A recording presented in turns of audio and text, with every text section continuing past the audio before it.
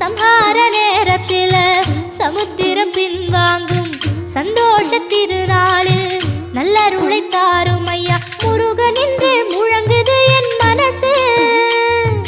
கடலை போல உன் கருணை பெருசு.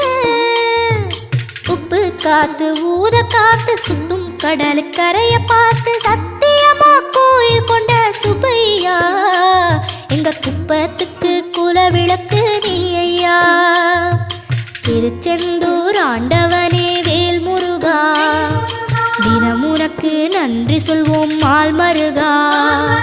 திருவடியில் தவம் இருப்போம் திருமுருகா தீர்ப்பெழுது நலமெனவே வடிவழகா வேல் முருகா.